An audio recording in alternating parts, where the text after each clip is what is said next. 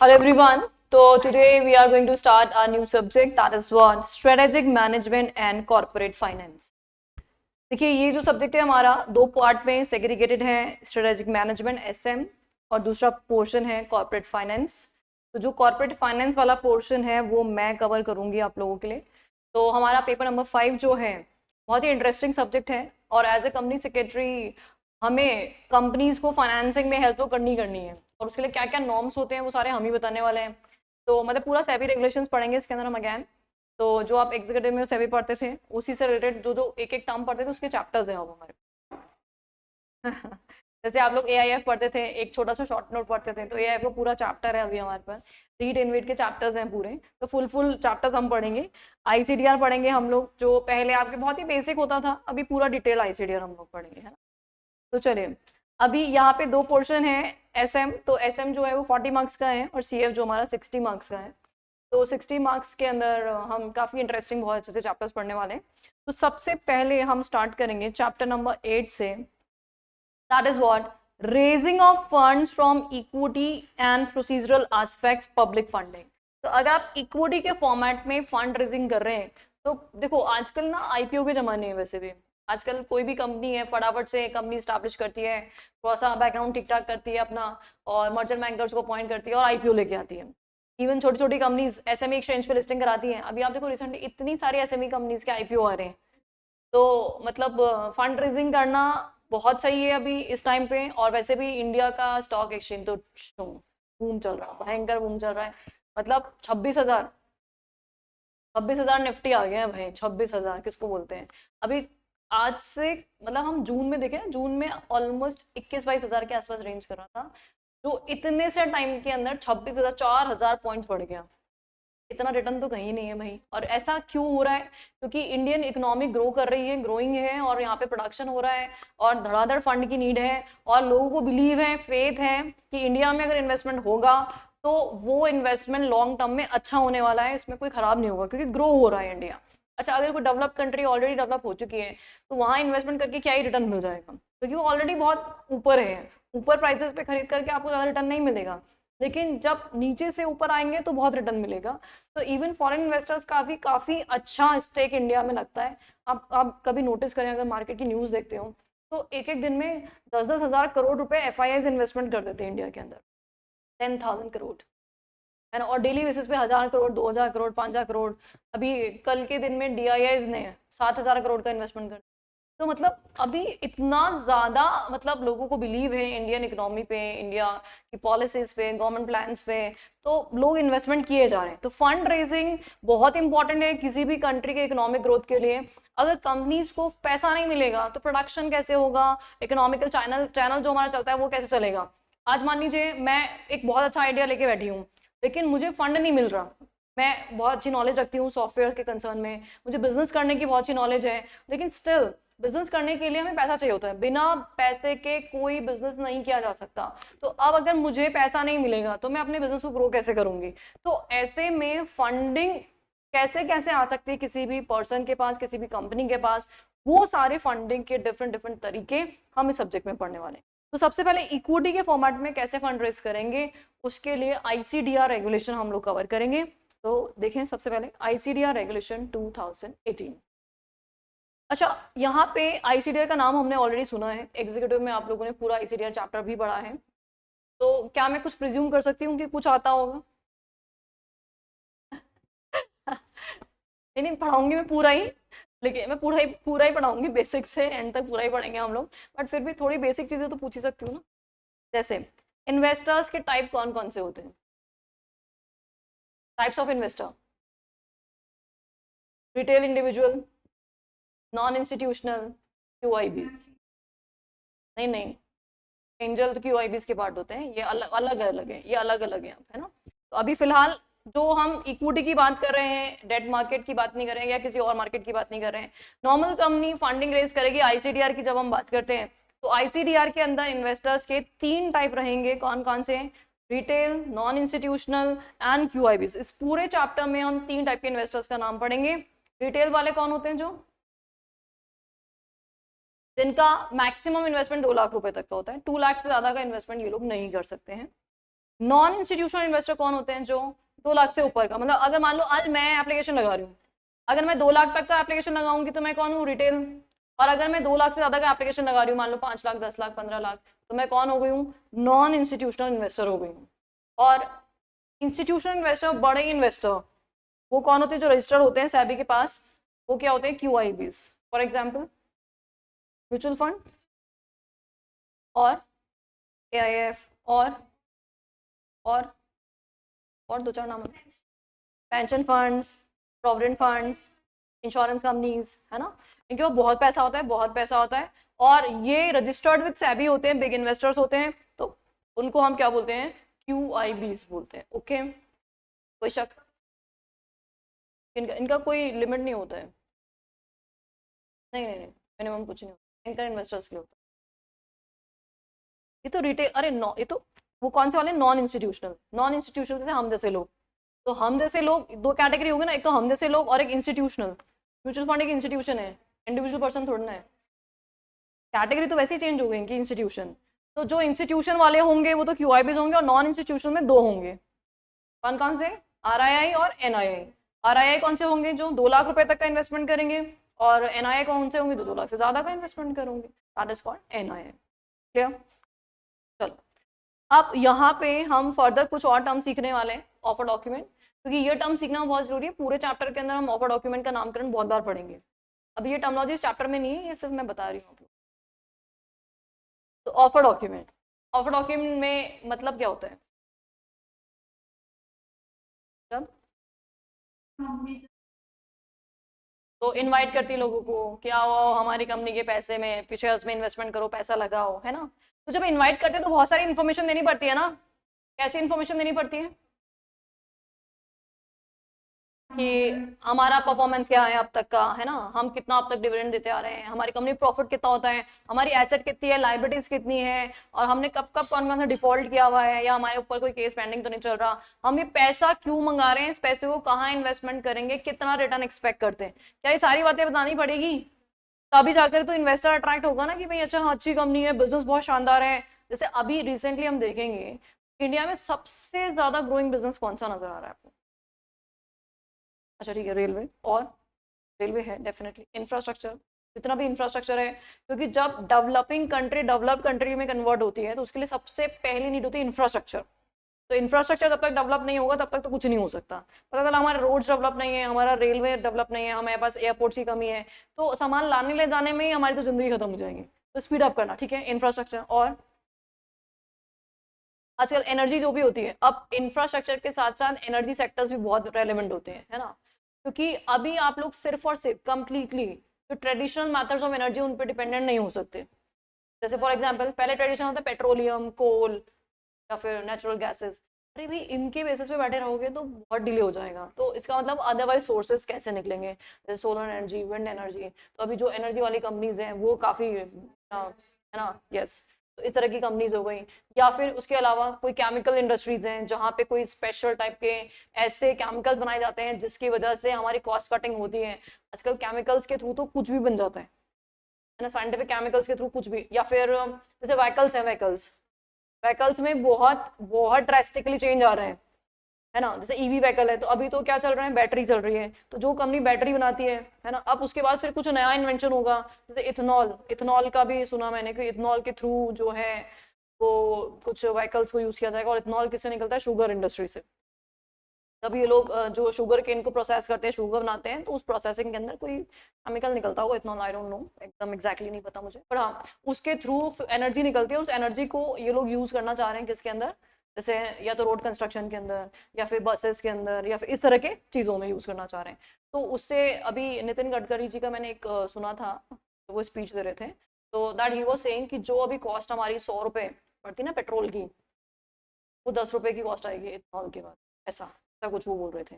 तो अभी अगर ऐसी कुछ इंडस्ट्रीज हैं जहाँ पे ये सारी चीजें बनती हैं, तो वो हमारा क्या होगा? बूमिंग सेक्टर होगा। अब आपकी कंपनी मान लो इसी तरह के सेक्टर की कंपनी है और वहाँ पे वो पैसा मांग रही है आपसे, तो अल्टीमेट होगा, शानदार। तो एप्लीकेशन लगाना चाहिए आईपीओ में, हमें देखना चाहिए कौन कौन सी कंपनीज हैं। तो अच्छी कंपनीज में अगर आप पैसा लगाते हैं तो डेफिनेटली आपको भी फायदा, इन्वेस्टर को भी फायदा, और कंपनी के लिए भी फायदा कि कंपनी को फंड रेजिंग हो गया है। तो इसीलिए जब भी हम लोगों को अट्रैक्ट करते हैं तो सबसे पहले क्या बताते हैं, अपना ऑफर डॉक्यूमेंट बताते हैं। ठीक है, समझ में आ गया। अच्छा, अब ऑफर डॉक्यूमेंट के आगे अगर हम ड्राफ्ट वर्ड लगा दें तो इसका मतलब क्या होता है? Not yet finalize. हाँ बिल्कुल, मतलब ये फाइनल नहीं है, it needs to be approve by the authority. और वो अथॉरिटी कौन है? सेबी। तो सेबी के अप्रूवल के बिना हम ऑफर डॉक्यूमेंट इशू कर ही नहीं सकते हैं। तो पहले ड्राफ्ट होता है और ड्राफ्ट हमने सेबी के पास जमा करा दिया, सेबी ने अप्रूवल दे दिया, तो फाइनली वो क्या बन जाता है? ऑफर डॉक्यूमेंट बन जाता है। And then now you are free issue this offer document to the public to raise funds. और फिर जनता इसको पढ़ करके इन्वेस्टमेंट करती है। नहीं तो लोग तो कुछ भी ऑफर डॉक्यूमेंट बना दें, कुछ भी कंडीशन मेंशन कर दें, किसी भी टाइप का खतरनाक बिजनेस हो सकता है, पैसा ले और फरार हो जाए, लोगों को सिक्योरिटीज मार्केट में ट्रस्ट ही नहीं रहेगा। तो उसके लिए ज़रूरी है कि हम ये डॉक्यूमेंट पहले किससे चेक कराएं? सेबी से। जैसे अगर मान लो आप किसी कंपनी में पैसा लगाओ, हम क्या एक्सपेक्ट करते हैं कि हमें कुछ अच्छा रिटर्न मिले। अब इन्वेस्टर्स ने 1-1 लाख रुपए की एप्लीकेशन लगा दी, अलॉटमेंट आ गया, पता चला लिस्टिंग हो रही है 10,000 पे, बैठे बैठाए 4 दिन में आपका 90% पैसा डूब गया, बर्दाश्त होगा क्या? हाँ, 1 लाख आपने एप्लीकेशन लगाई, एप्लीकेशन मनी 1 लाख की, जब लिस्ट हुआ वो शेयर 10,000 पे ही हो रहा है, तो 90% शेयर टूट गया लिस्टिंग के डे। तो ऐसा अगर हो गया तो आपकी हिम्मत होगी कभी भी शेयर मार्केट में इन्वेस्टमेंट करने की? क्यों हुआ ऐसा? क्योंकि जैसे ही एप्लीकेशन वगैरह कंपनी की पोल खुल गई, लोगों ने इन्वेस्टिगेशन स्टार्ट किया। पहले वो इन्वेस्टिगेटेड थी नहीं कंपनी, बाद में इन्वेस्टिगेशन हुआ तो लोगों ने देखा रही तो बेकार कंपनी है, इसमें इन्वेस्टमेंट करनी नहीं चाहिए, और उसकी वजह से सेलिंग बढ़ गई, और सेलिंग बढ़ते ही शेयर कंपनी का तहस नहस। अच्छा, वहीं पे अच्छी कंपनी है, जैसे अभी रिसेंटली आप देखेंगे बहुत सारे आईपीओ है डबल डबल पे लिस्ट हो रहे हैं। जैसे अभी अभी एक इशू आया था, public issue, Bajaj housing finance का, नाम सुना है? अभी अभी आईपीओ आया था बजाज हाउसिंग फाइनेंस, और मैंने भी लगाई थी एप्लीकेशन। एप्लीकेशन मतलब इतनी बड़ी कंपनी का, मतलब 6,000 करोड़ का इशू था, छोटा मोटा इशू नहीं होता भाई, 6,000 करोड़। और 6,000 करोड़ का ओवर सब्सक्राइब का टाइम आप देखते ना तो बोलते यार पता है 70 टाइम्स ओवर सब्सक्राइब हुआ था, 70 टाइम्स ओवर सब्सक्राइब्ड। तो कितने लोगों ने एप्लीकेशन लगाई थी, लोग मरे जा रहे थे कि बजाज हाउसिंग फाइनेंस का शेयर अलॉटमेंट आ जाए। अच्छा, मैंने एप्लीकेशन लगाई थी ऑलमोस्ट 1,96,000 के आसपास की, जो भी लॉट साइज होता है उसके हिसाब से। तो 1,90,000 की 96,000 की एप्लीकेशन लगाई थी, मुझे अलॉटमेंट आ गया, पूरा नहीं, 14,000 का, 14,000 कुछ समथिंग का अलॉटमेंट आ गया, मतलब एक लॉट मिला मुझे जस्ट। और जिस दिन लिस्टिंग हुआ वो 14,000 का लॉट हो गया 18,000 का, डबल।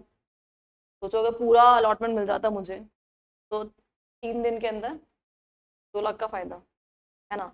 तो ऐसा होता है, अच्छी कंपनी जब होती है तो उसका लिस्टिंग बेनिफिट बहुत अल्टीमेट होता है, घटिया कंपनी होती है तो लिस्टिंग बेनिफिट नहीं मिल पाता है। तो इसीलिए लोगों का बिलीव, अब मुझे पता है कि हाँ सेबी सोच समझ करके कंपनीज को परमिशन दे रहा है, तो मैं एप्लीकेशन लगा सकती हूँ, कंपनी अच्छी है, इवेलुएट भी कर लिया, उसका परफॉर्मेंस हमने देख लिया, प्लस हमने कंपनी का बिजनेस भी देख लिया है, तो एक बिलीव बढ़ता है, धीरे धीरे धीरे धीरे हमारा ट्रस्ट बढ़ता है। और अभी इसी वजह से लोग स्टॉक एक्सचेंज में पैसा लगा पाते हैं, क्योंकि सेबी जैसी अथॉरिटी बैठी हुई है हमारे इंटरेस्ट को प्रोटेक्ट करने के लिए, राइट है।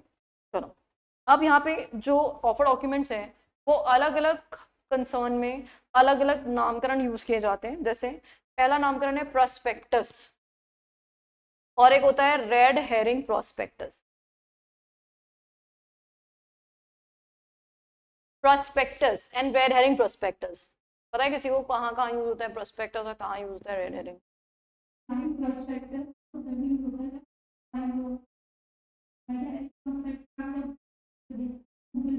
परफेक्ट, परफेक्ट आंसर, बिल्कुल सही बात है। तो प्रोस्पेक्टस कब इशू होता है? जब हम, देखो इशू करने के दो तरीके होते हैं, शेयर इशू करने के we are having 2 options. Number 1, एक तो फिक्स प्राइस पे आप इशू करते हैं, और दूसरा तरीका होता है आप क्या कराते हो, बुक बिल्डिंग। बुक बिल्डिंग मतलब बिडिंग कराते हैं, और मोस्टली जितने भी शेयर होते हैं आजकल बुक बिल्डिंग पे इशू होते हैं। बुक बिल्डिंग, बुक बिल्डिंग का क्या मतलब होता है? बिडिंग। बिडिंग मतलब एक प्राइस रेंज दिया जाएगा आपको, प्राइस रेंज, कि इस रेंज से लेकर इस रेंज के बीच में आपको जो प्राइस ठीक लगता है वो उस पर आप बिड कर दीजिए, है ना? जैसे हमारा प्राइस रेंज है 100 से 115, लेट्स सपोज। तो आपकी मर्जी, आपको जिस प्राइस पे बिड करना है, आप 100 से 115 के बीच में कुछ भी बिड कर सकते हो। तो अगर आपको शेयर चाहिए चाहिए डेस्परेटली, आपको पता है कि शेयर बहुत आउटस्टैंडिंग है, तो किस प्राइस पे बिड करोगे? ऑब्वियसली 115 पे। अगर 110 100 पे या उससे नीचे आपने 115 से नीचे कहीं भी बिड किया ना, अच्छी कंपनी में शेयर अलॉटमेंट होने का चांसेस 0% है, मिलेगा ही नहीं आपको, अच्छी कंपनी है। तो डेफिनेटली अगर आपको डेस्परेटली वो शेयर चाहिए तो आप हाईएस्ट प्राइस पे बिड करो, या फिर कट ऑफ प्राइस पे भी बिड करते हैं लोग, कट ऑफ प्राइस पे। दैट मीन्स हमें मतलब नहीं है, जो प्राइस निकल के आएगा हम तो उस पर अलॉटमेंट ले लेंगे, that is called cut off price. ठीक है, तो अब यहाँ पे बिडिंग की जा रही है, तो जहां बिडिंग की जाएगी उसके लिए जो ऑफर डॉक्यूमेंट इशू होगा उसका क्या नामकरण रहेगा? Red herring prospectus. अब जब रेड हेरिंग प्रोस्पेक्टस होता है ना, उसमें सारी इन्फॉर्मेशन नहीं होती है, नहीं होती ना। जैसे अगर फिक्स प्राइस है तो मुझे ये पता है कि मैं कितने नंबर ऑफ शेयर इशू कर रही हूँ, पता है ना। मल्टीप्लाई बाय इशू प्राइस भी मुझे पता है, तो मल्टीप्लाई करके वैल्यू भी निकल जाएगी, इशू साइज, तीनों वैल्यू पता होती है, तीनों वैल्यू पता है। फॉर एग्जाम्पल कंपनी इशू कर रही है नंबर ऑफ शेयर 100 करोड़ और हमारा इशू प्राइस है 10 रुपए, तो इशू साइज कितना हो गया? 1000 करोड़। तो 1000 crore is the issue size. Whereas अगर रेड हेरिंग प्रोस्पेक्टस है तो हमें सिर्फ एक इंफॉर्मेशन पता होती है, बाकी दो मिसिंग होती है। क्योंकि पहली बात, मुझे ना इशू प्राइस तो पता ही नहीं है, वो तो मिसिंग ही है ना।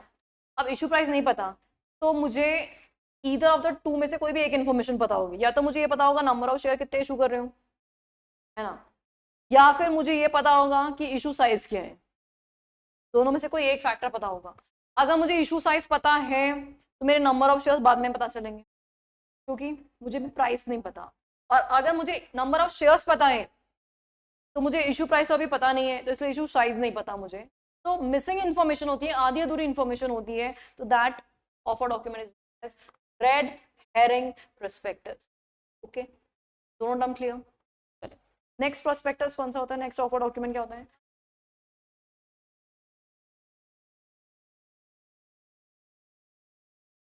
हाँ, कोई एक इन्फॉर्मेशन डिक्लेयर करती है, बाकी प्राइस बैंड बताती है, और प्राइस बैंड पे बिड होंगे, जब भी बिड होंगे तब कट ऑफ प्राइस निकलेगी, एंड देन उसके बाद इशू साइज पता चलता है।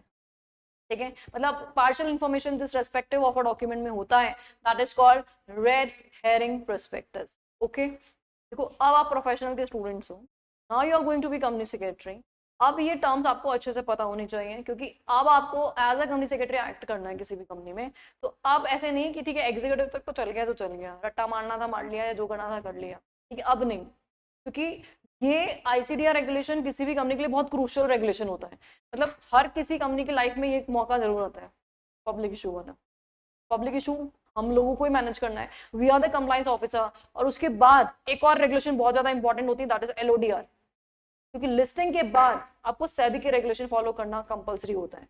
अब एज ए कंपनी सेक्रेटरी किसी फर्जी कंपनी में तो जाओगे नहीं, या तो लिस्टेड कंपनी में जाओगे, तो लिस्टेड कंपनी में जाओगे तो बाय डिफॉल्ट एलओडीआर के रेगुलेशन फॉलो करने ही पड़ेंगे, नहीं तो सेबी के पनिशमेंट्स बहुत भयंकर है। सेबी की पेनल्टीज करोड़ में जाती है, कंपनी लॉ में नहीं लगती इतनी पेनल्टीज। कंपनी लॉ में तो पेनल्टी लगी 10,000, 20,000, 50,000, है ना, लेकिन सेबी में मिनिमम पेनल्टी 1 लाख की होती है।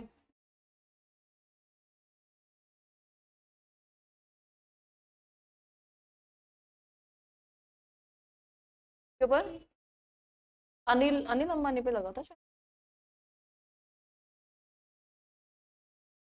हाँ, तो ये अनिल अंबानी का ही केस है। हाँ हाँ हाँ हाँ, अभी अभी रिसेंटली लगा है ये ऑलमोस्ट 1 महीने पहले की बात है शायद, अभी लगी है पेनल्टी। तो सेबी के पेनल्टीज भयंकर हैं, insider trading, unfair trade practices करो 25-25 करोड़ की 3 टाइम्स ऑफ सम इन्वॉल्व, ऐसे ऐसे पेनल्टीज लगाता है सेबी। तो इसलिए सेबी के काम में कोई कोताही नहीं करनी है, एकदम अच्छे से हमें सेबी के प्रोविजन पता होने चाहिए, यहाँ इग्नोरेंस नहीं चलती है। ठीक है, और स्पेशली आपकी कंपनी एनएससी लिस्टेड है ना, तो वाट लगा देगा एनएससी, वाट, लिटरली वाट लगाता है वो। अगर आपने थोड़ी भी है ना 10 मिनट डिले कर दिया इन्फॉर्मेशन देने, नोटिस आ जाएगा आपको एनएससी से। बीएससी में फिर भी थोड़ा सा रिलैक्स्ड है, बीएससी वाले इतना ध्यान नहीं देते हैं, छोटा मोटा 19-20 प्रॉब्लम्स को सॉर्ट आउट वो वहीं कर देते हैं, ठीक है कोई नहीं, इग्नोर। लेकिन एनएससी बिल्कुल नहीं करता है। एनएससी लिस्टेड आपकी कंपनी है तो डेफिनेटली आपको एकदम सुपर एक्टिव होना पड़ेगा, है ना। चलें, offer document number 1, prospectus, that is what in case of fixed pricing method. Number 2, red herring prospectus in case of book building method, जहाँ पे bridge bidding किया जाएगा. Number 3, shelf prospectus. हाँ जी, गुंजन पता है shelf prospectus?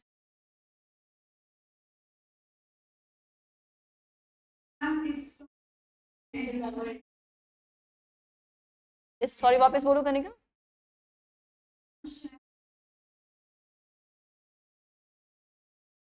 इतनी होता पर्पस क्या है इसका, पर्पस क्या है?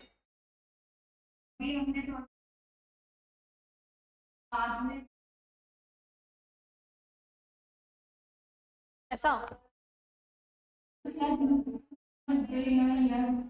हाँ पल्लवी वापस बोलो। हाँ हाँ हाँ, परफेक्ट बात है, बिल्कुल सही बात है। शेल्फ प्रोस्पेक्टस का मतलब यही होता है कि जिसमें हम एक ही साल में मल्टीपल इश्यूज लाएंगे, हम पूरा पैसा एक साथ नहीं मंगा रहे हैं। हम चाह रहे हैं कि देखो पैसा एक साथ आता है ना, तो पैसा मिस यूटिलाइज हो जाता है। ये बड़ी नेचुरल सी चीज है, जितना ज्यादा पैसा होता है उतना ही कम पड़ जाता है। आपको भी सोचना है ऐसा, आप कभी ना बजट बना के जाना। आपको आपके डैड ने कोई बजट दिया कि इतने रुपए तक की शॉपिंग कर सकते हो, सब नहीं।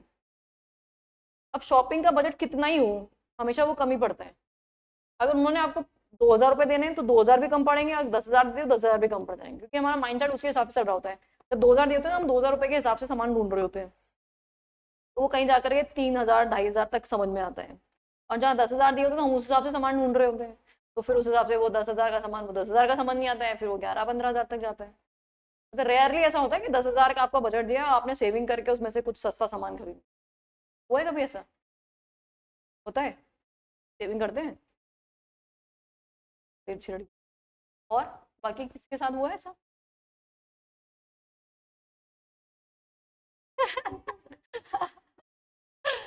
नहीं, क्या पता एक्सेप्शन निकल जाए तो।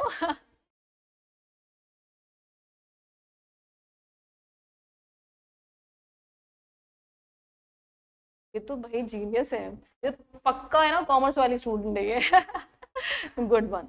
अच्छा, और अपन ने क्या कम ऐसा? हाँ, खर्चा ही हो जाता है सारा।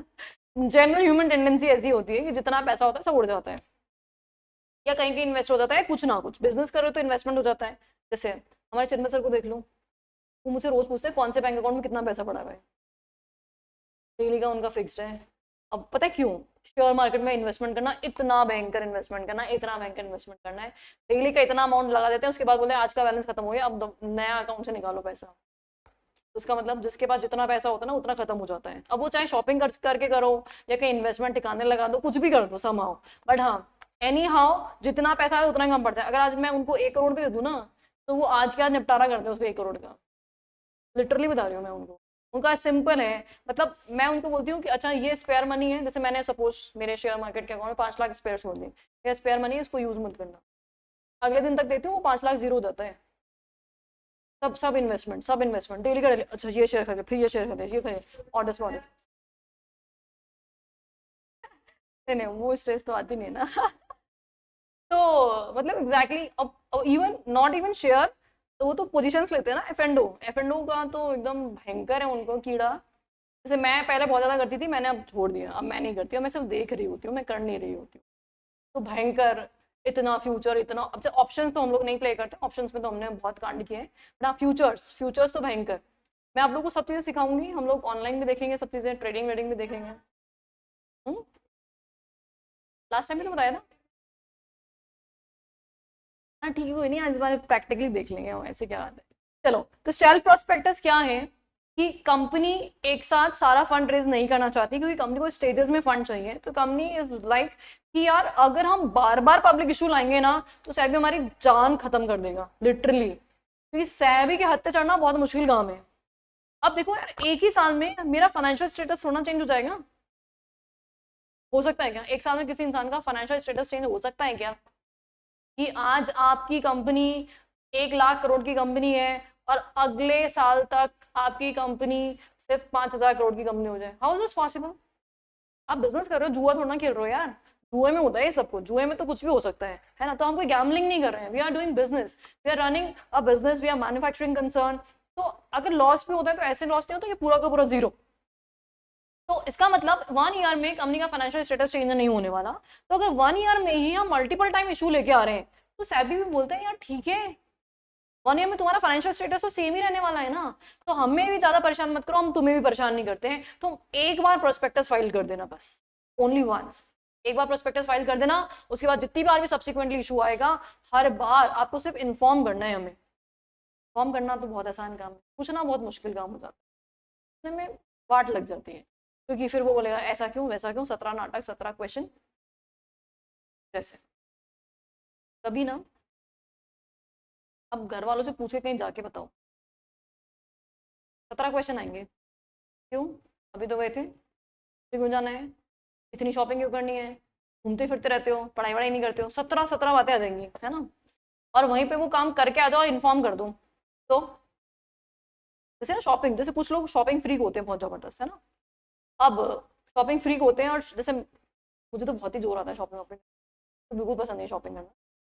हाँ और क्या, हाँ एग्जैक्टली, मुझे बिल्कुल पसंद नहीं शॉपिंग करना, मतलब एक नंबर की आलसी हूँ शॉपिंग के मामले में। अगर मैं ना 1 घंटे में अगर मैंने शॉपिंग करके खत्म नहीं की, तो मेरा ना एकदम ऊपर का पारा खत्म हो जाता है, लगता है अरे यार क्या। हाँ मैं बहुत जल्दी, मैं इतनी फास्ट शॉपिंग करती हूँ कि बस अगर पसंद आ रहा हो या नहीं आ रहा हो, चीज खत्म करनी खत्म, बस। तो अब है ना ऐसे ही, मुझे शॉपिंग करने का पसंद नहीं है, तो नहीं पसंद है तो ठीक है चलता है। लेकिन अगर किसी को शॉपिंग करना बहुत ज़्यादा पसंद हो, तो वो क्या करेगा हर थोड़ी देर, और स्पेशली गर्ल्स को बहुत ज़्यादा पसंद होता है, तो वो ना ड्रेसेस खरीदती हैं, 1 ड्रेस 2 ड्रेस 3 ड्रेस।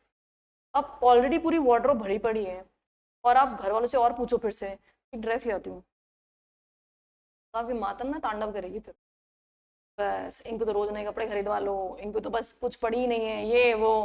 और अगर लेके आ जाओ खरीद करके, तो फिर तो क्या ही है, अब तो आगे, अब तो क्या ही है।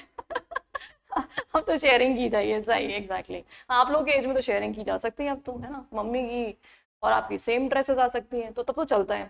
तो लेकिन फिर पापा थोड़े नाटक करेंगे, इनको तो बस शॉपिंग करा लो, इनको कुछ नहीं है, तो समहाउ समहाउ पूछने में और बताने में बहुत डिफरेंस हो जाता है भाई।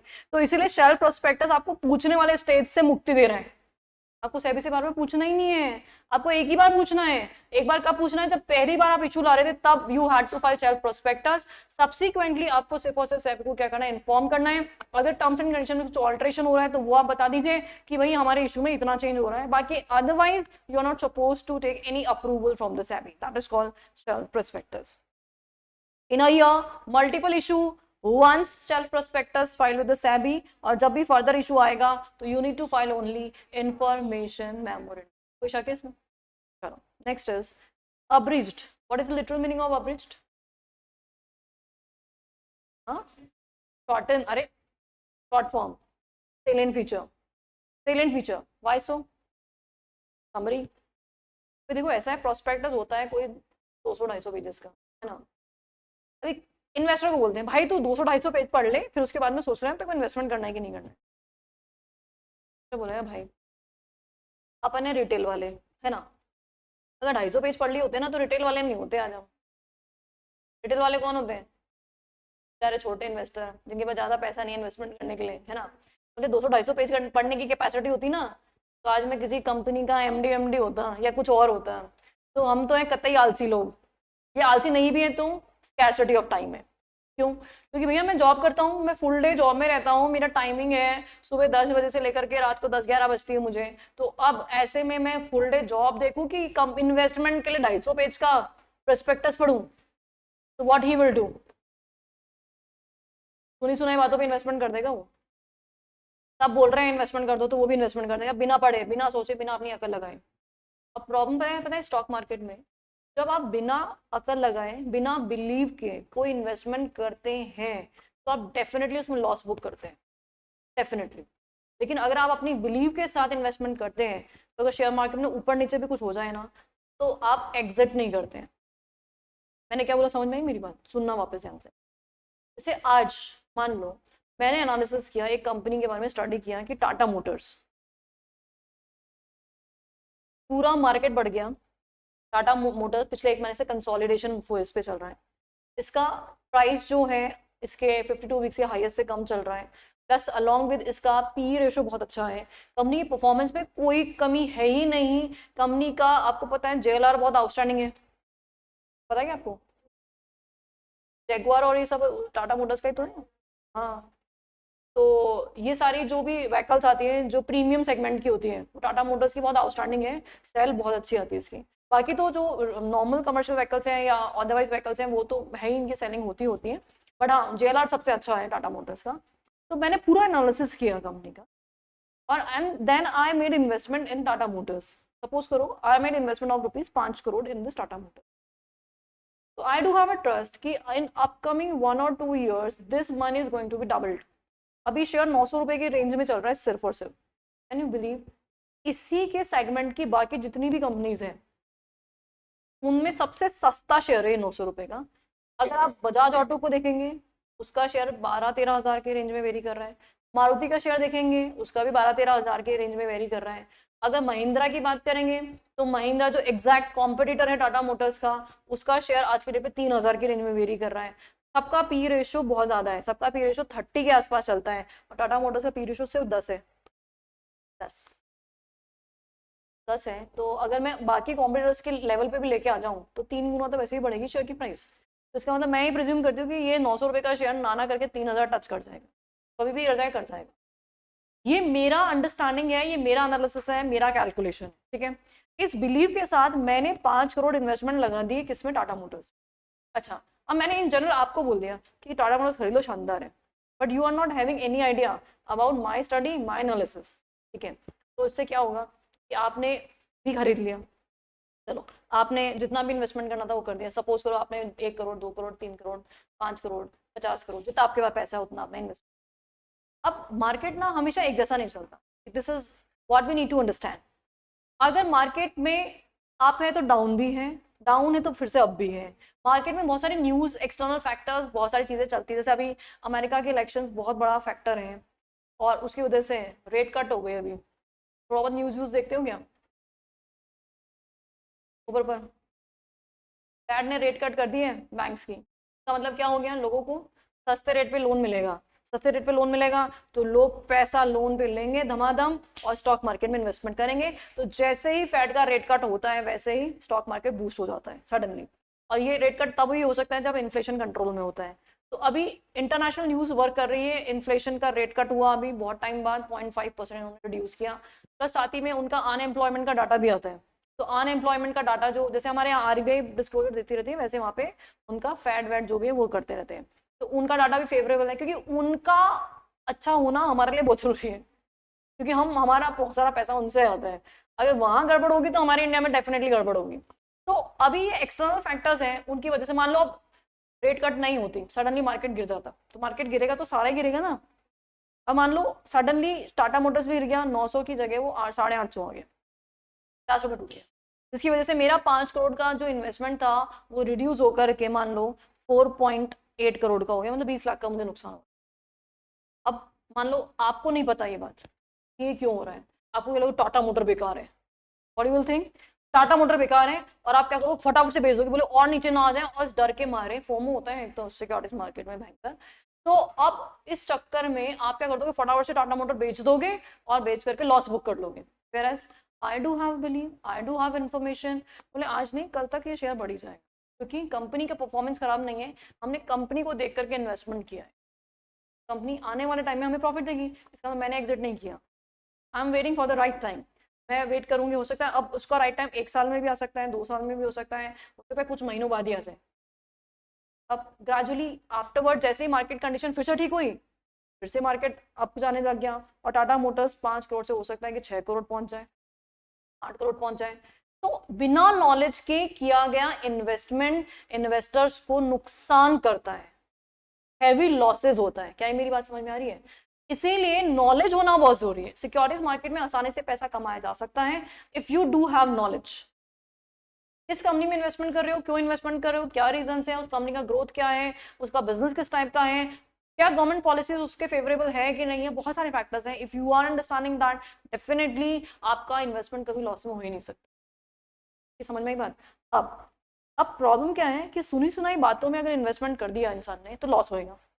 इसलिए लोग ये जेन्युइन बात है कि लोग बहुत बड़ा प्रोस्पेक्टस नहीं पढ़ेंगे। तो हम क्या चाहते हैं कि एटलीस्ट जो जानना जरूरी है वो इन्फॉर्मेशन तो जान लो। तो इसलिए प्रोस्पेक्टस की कुछ इंपॉर्टेंट बातें हम जिस डॉक्यूमेंट में डाल देंगे, that is called a bridge prospectus that contains salient features. और ये सेलिएंट फीचर्स हमें किसके साथ अटैच करने होते हैं? एप्लीकेशन फॉर्म के साथ। तो जब भी इन्वेस्टर एप्लीकेशन लगाएगा तो एप्लीकेशन के साथ साथ उसको क्या मिल जाएगा, अब्रिज प्रोस्पेक्टस मिल जाएगा। तो देखो शॉर्ट इन्फॉर्मेशन पढ़ना आसान होता है इंस्टेड ऑफ, जैसे एग्जाम में भी देखो ना पूरा मॉड्यूल पढ़ना कितना टफ होता है ना। अगर आपको 700-800 पेज का मॉड्यूल पढ़ने के लिए बोलूँ एक दिन पहले एग्जाम से, और ऐसा डर लगेगा, टेरर लगेगा, जबकि हम ऑलरेडी 3-4 बार पढ़ चुके हैं उसको, वो चीज़ भी दोबारा से पढ़ने में बहुत डर लगेगा। और वहीं पे अगर आपने उस 700-800 पेज को अगर आपने 100-150 पेज के अंदर समरी किया हुआ होगा, 200 पेज में समरी, तो that would be very convenient to study. वही एवरेज प्रोस्पेक्टस करता है कि एटलीस्ट जो इंपॉर्टेंट बातें हैं वो तो इन्वेस्टर जान ही ले। salient features of the prospectus and it is going to be attached with the application. Now next is letter of offer. Letter of offer किसके लिए होता है, एग्जिस्टिंग मेंबर्स के लिए।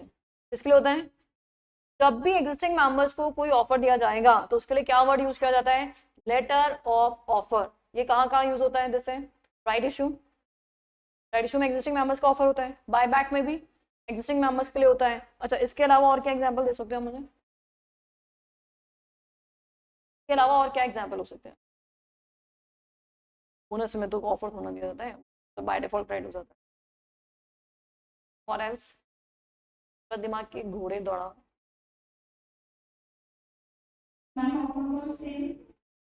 Offer for sale, offer for sale public के लिए होता है बेटा, पब्लिक के लिए होता है। लेटर ऑफ ऑफर के, यस डीलिस्टिंग, डीलिस्टिंग में जो हम एग्जिट ऑफर देते हैं वो किसको देते हैं, एग्जिस्टिंग मेंबर्स को देते हैं। उसके अलावा टेक ओवर, टेक ओवर में एक्वायरर जो एग्जिट ऑफर देता है वो भी एग्जिस्टिंग मेंबर्स को देता है, तो वहां पे भी लेटर ऑफ ऑफर ही बोलते हैं। तो जब भी हम एग्जिस्टिंग मेंबर्स के लिए कोई ऑफर लेके आ रहे हैं, चाहे वो परचेज का हो या सेल का, तो that term is known as letter of offer. Sorry, next is placement document. ये होता है QIBs के लिए यूज। जब भी हम QIBs क्वालिफाइड इंस्टीट्यूशनल बायर्स के लिए कोई इशू लेके आ रहे हैं तो वहां पे उनके लिए स्पेशल टर्म यूज किया जा रहा है, that is what placement document for QIB। क्या ये सारे नामकरण समझ में आ गए, है ना, याद आ गए सारे। अब है एप्लीकेबिलिटी, किस किस पे एप्लीकेबल रहेगा हमारा ICDR regulation. Number 1 public issue पे एप्लीकेबल होता है। पब्लिक इशू बोले तो IPO FPO। अच्छा IPO बोले तो जब कंपनी पहली बार लिस्टिंग करा रही है, पब्लिक इशू पहली बार लेके आ रही है, अब तक कंपनी अनलिस्टेड थी, पहली बार पब्लिक ऑफर लेके आ रही है, और फिर उस पब्लिक ऑफर के बाद कंपनी क्या बन जाएगी, लिस्टेड। और लिस्टिंग होने के बाद अगर आप पब्लिक ऑफर फिर से लेके आते हो तो उसको क्या बोलते हैं, FPO बोलते हैं। जैसे वोडाफोन आइडिया का नाम सुना है आप लोगों ने, सबने सुना है। अच्छा वोडाफोन आइडिया जो थी उसका IPO आया हुआ था पहले से ही, तो दैट वाज लिस्टेड कंपनी। अभी रिसेंटली 1-1.5 महीने पहले इसका FPO आया था, लिस्टेड कंपनी थी, further on follow on offer लेके आई, तो दैट इज कॉल्ड FPO, पर पब्लिक ऑफर था वो भी, है ना। अच्छा अभी बजाज हाउसिंग फाइनेंस जो थी वो कंपनी तो बहुत सालों से एग्जिस्टेंस में थी, लेकिन IPO अभी अभी लेके आई, है ना। तो ऐसा चले राइट इशू, अगर राइट इशू लेके आ रही है कौन सी कंपनी, लिस्टेड कंपनी। अब लिस्टेड कंपनी की बात हो रही है, लिस्टेड कंपनी अगर राइट इशू लाएगी तो भी कौन सा रेगुलेशन एप्लीकेबल होगा, ICDR, ये लिस्टेड कंपनी होगी।